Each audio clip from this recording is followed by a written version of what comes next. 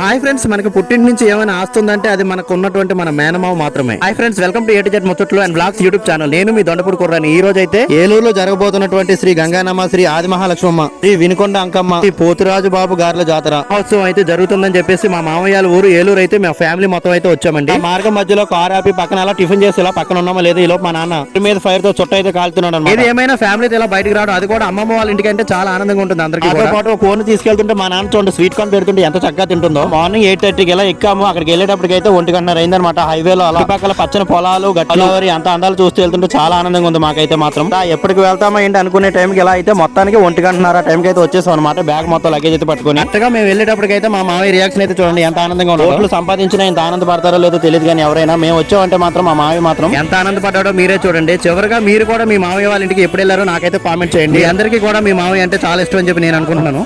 Like చేసుకోండి, నా channel subscribe చేసుకోండి.